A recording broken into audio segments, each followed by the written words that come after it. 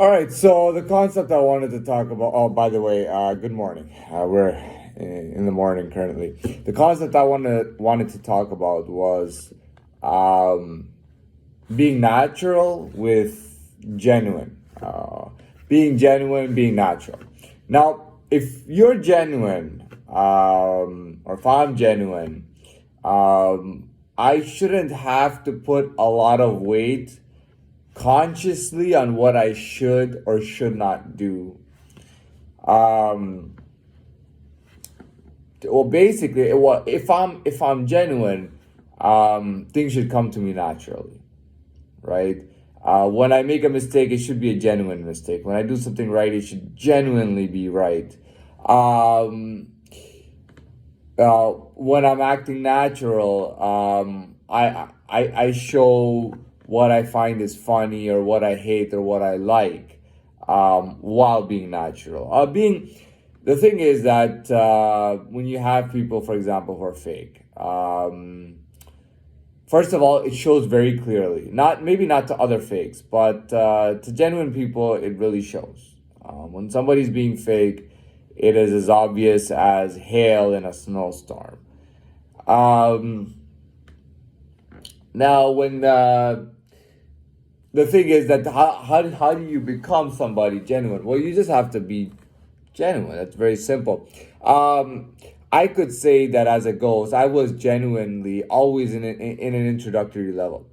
Like whatever the beginner level was, I passed the introductory beginner level to whatever I was doing, and then I did not advance further. No. Now, was I genuine? Yes. Um, did it sometimes seem like I wasn't? Yes and no, because sometimes disguising is part of be ghosting, and it can even be part of who you are genuinely. It's like disguising when you're around people, who you are and what you do. Now, people will say prostitutes do it all the time, right? Pimps and prostitutes, they disguise all the time.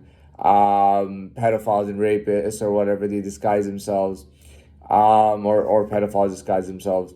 And then somebody, it's like, I think it's a big insult for somebody to compare you to a prostitute if you're a ghost. Because a ghost typically, or ghosts typically, are quite at a very high level, on any premise, on any plane. Ghosts are typically on a very high level. Prostitutes and pimps are not on a high level, or pedophiles. They are on a very low level, and their mortality rate is quite high.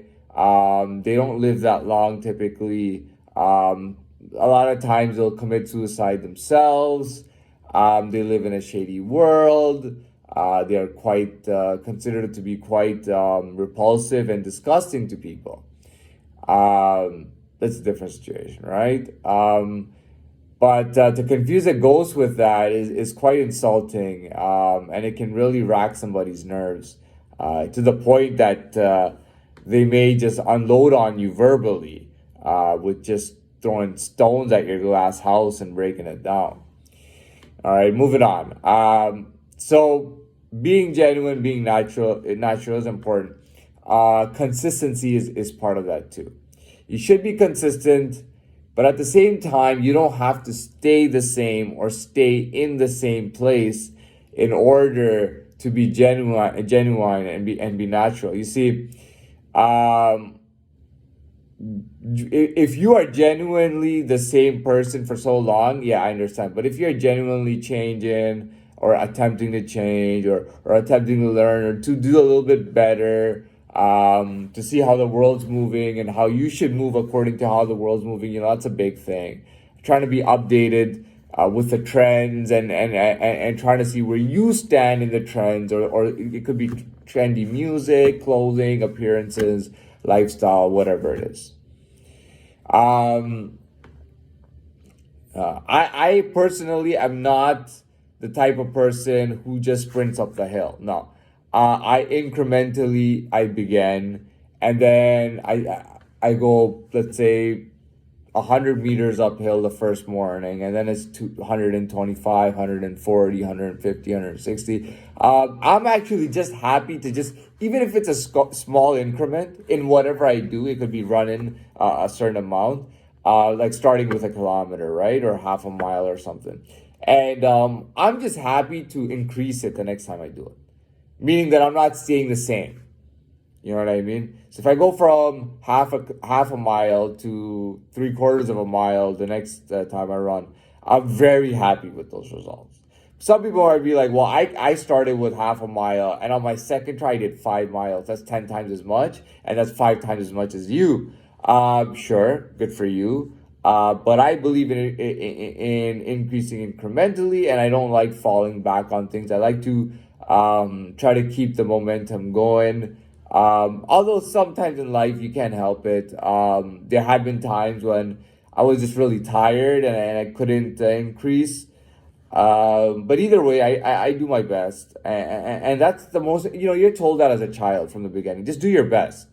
You don't have to be the prima donna. You don't have to be Albert Einstein. You don't have to be whatever there is. You know what I mean? You just be who you are. And just do your best. And I really believe in that. And I've been told that all the time, my whole life, since a kid, since jobs, any schooling, anything. It was anything different I was doing. It was always about just do your best. Just genuinely do your best. You know what I mean? I believe that as a person, I should just be doing my best. That's what I believe in. As long as you give it your all, the fact is that you never regret anything.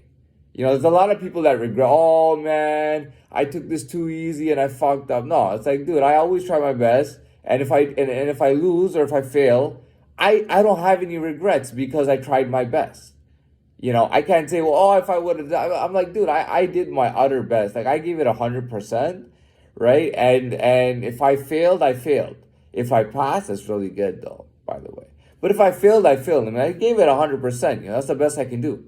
You know what I mean? Moving on. So the thing is that once people pick up on you and they see that you're genuine and you're natural, it makes it it's not as important to name every little thing out. Oh, guess who I know? Oh, guess who's my contact? Oh, guess who I'm fucking with? Oh, guess this. You know what I mean? You don't have to really do that as much.